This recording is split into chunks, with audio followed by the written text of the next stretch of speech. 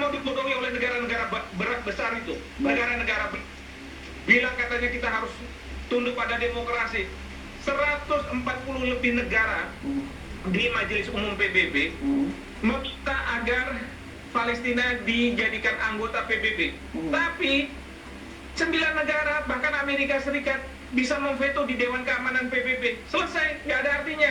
Itu kalau bicara demokrasi kan sebenarnya nggak boleh bicara melakukan hal tersebut. Tapi inilah yang dilakukan oleh Amerika Serikat dan negara-negara Eropa yang masih mendukung Israel. Jadi saya katakan bahwa sebaiknya kita tidak lagi mendengar ocehan-ocehan, ceramah-ceramah dari negara-negara Barat terkait dengan hak asasi manusia atau masalah demokrasi. Oke, Prof, kalau berbicara soal negara-negara Barat yang tentunya ini mendukung Israel, mendukung genosida yang terjadi, apakah sebenarnya ada hukum yang benar-benar juga untuk bisa membuat mereka ini akhirnya bisa tahu begitu, bisa jera apa yang sudah mereka lakukan terhadap dukungan mereka terhadap negara Israel, ya bukan Israel, maksud saya Israel yang tentunya membuat keributan sejauh ini?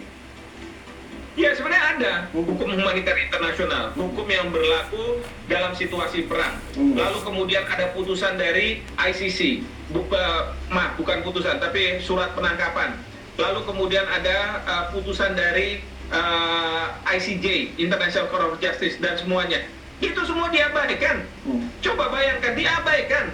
Belum lagi masyarakat internasional sudah melakukan demonstrasi.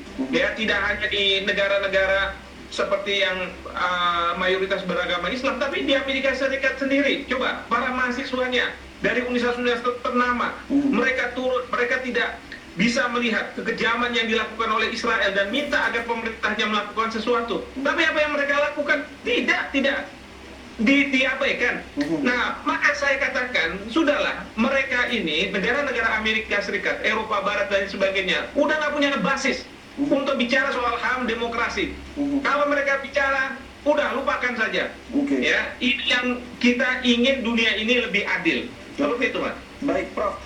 Terakhir ini terkait dengan sikap Indonesia sendiri. Tentunya kita tahu bersama bahwa Indonesia sebentar lagi juga bakal ada peralihan, ada pergantian begitu kepemimpinan menjadi Pak Prabowo begitu, ya tentunya kemungkinan besar juga menteri-menterinya juga akan diganti termasuk dengan Menlunya. Kita tidak tahu apakah Bu Retno akan lanjut ataupun tidak. Tetapi kalau misalnya dari analisa Prof Hikmah sendiri, apakah bentuk dukungan yang selama ini Indonesia lakukan terhadap kemerdekaan Palestina ini akan tetap terwujud atau justru akan terjadi pergeseran sedikit, mengingat bahwa memang kedekatan Indonesia dengan Amerika dan juga Palestina juga ya, kita tahu bersama memang tentunya Indonesia berusaha untuk bisa berada di tengah-tengah begitu untuk kedamaian. Tetap terwujud, bahkan lebih meningkat. Kenapa saya berani mengatakan seperti itu? Pada masa sekarang saja kita tahu Bapak Presiden sudah minta kita bicara aktif di organisasi Islam. Lalu kemudian juga Ibu Retno sudah menyampaikan pidatonya di Dewan Keamanan PBB, di Majelis Umum PBB. Bahkan baru-baru ini beliau berbicara di depan International Court of Justice, ICJ, terkait dengan permintaan dari ICJ untuk mendengarkan pandangan dari negara-negara terkait advisory opinion kependudukan Israel yang tidak sah. Lalu kemudian banyak sudah kita lakukan, ya. Nah, Pak Prabowo ketika nanti beliau menjadi presiden, saya yakin ini akan diteruskan, bahkan ditingkatkan. Karena apa? Pak Prabowo tahu sekali bahwa kita ini negara-negara berkembang selalu dilecehkan, selalu direndahkan, seolah-olah kita tidak tahu hak asasi manusia.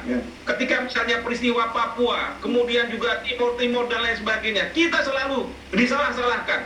Tapi sekarang kalau misalnya lihat seperti ini, bagaimana? Apakah tidak sama, lebih kejam daripada kita ini yang dianggap pada waktu itu oleh negara-negara Barat ini sebagai kejam? Tidak. Dan Pak Prabowo tahu seperti itu, sehingga Pak Prabowo selalu mengatakan bahwa kita harus bisa membangkitkan semangat dari negara-negara berkembang, negara-negara di Asia untuk berhadapan-hadapan dengan negara-negara Barat. Seperti itu, Mas. Baik, tentunya kita sama-sama menunggu bagaimana negara-negara besar seperti halnya Rusia, lalu juga Cina dan lain sebagainya untuk bisa mendukung bagaimana kemerdekaan Palestina ini bisa terjadi dan juga peperangan ini bisa segera berakhir. Terima kasih Prof. Hikmah sudah berbicara dengan kami di CNN Indonesia Connected. Salam sehat selalu, Prof.